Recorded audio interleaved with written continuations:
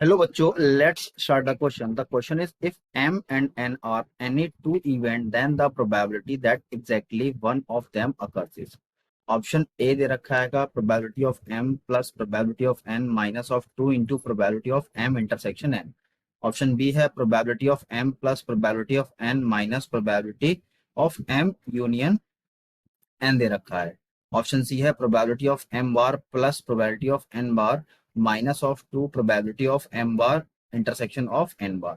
Option D है probability of M intersection of N bar minus of probability of M bar intersection of.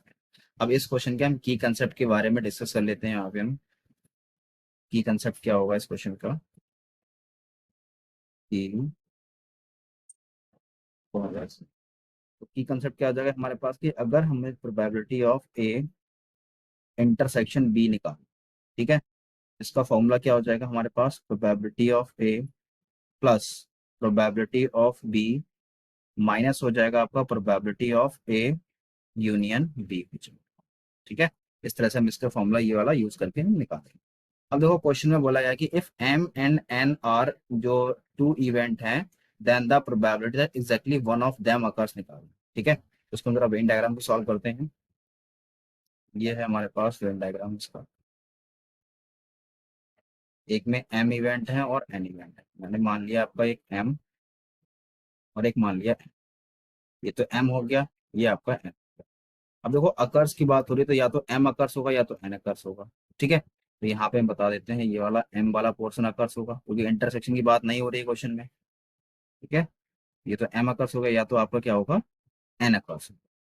ठीक है, इतनी बात समझ में आ गई. तो अब हम बात करते हैं यहाँ पे क्वेश्चन में बोला गया है कि अगर probability probability that event M occurs, अगर हमारे पास इवेंट एम एम अकर्स हो रहा है तो यहाँ से हम क्या मिलेगा, प्रोबेबिलिटी ऑफ एम. ठीक है, ऐसे ही प्रोबेबिलिटी दैट इवेंट अगर आपका एन अकर्स हो रहा है, ठीक है, तो यहाँ से प्रोबेबिलिटी ऑफ एन मिलेगा. ठीक है, अभी हमने वेन डायग्राम में डिस्कस भी किया था. अगर दोनों अगर हो रहे हैं, प्रोबेबिलिटी दैट इवेंट या तो एम अकर हो रहा है, ठीक है, या आपका एन अकर्स हो रहा है, ठीक है, दोनों, तो यहाँ से हमारे पास क्या मिलेगा कि प्रोबेबिलिटी ऑफ एम इंटरसेक्शन दोनों ही अकर्स हो रहा है. ठीक है, तो इसका फॉर्मूला हमारे पास हो जाएगा दोनों अकर्स का, probability of M union N.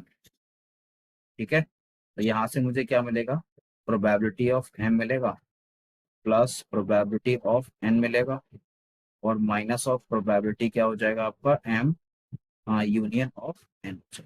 इतना आपको समझ में ठीक है. अब हमें क्वेश्चन में बोला गया है कि the probability exactly one of them occur. ठीक है, तो एटलीस्ट हमारे पास क्या हो जाएगा कि one of them event occur. तो उसका फॉर्मूला क्या हो जाएगा हमारे पास कि प्रोबेबिलिटी ऑफ एम तो मिलेगा ही मिलेगा, ठीक है, और प्रोबेबिलिटी ऑफ एन भी मिलेगा. और हमारे पास ऑलरेडी क्या है, probability of M intersection N तो दे ही रखा है, तो एक और हो जाएगा. तो यहाँ से क्या मिल जाएगा, प्रोबेबिलिटी ऑफ टू मल्टीप्लाई हो जाएगा इसमें क्योंकि एडिशन करेंगे यहाँ पे, तो ये हो जाएगा आपका एम इंटरसेक्शन ऑफ एम. ठीक है, यही इस क्वेश्चन का फाइनल आंसर है. तो मैं ऑप्शन चेक कर लेता हूँ, आपका जो ऑप्शन है वो ऑप्शन आपका ए करेक्ट हो जाएगा. ओके, सो आपका ऑप्शन ए है वो आपका करेक्ट हो जाएगा. So I hope you understand and thank you.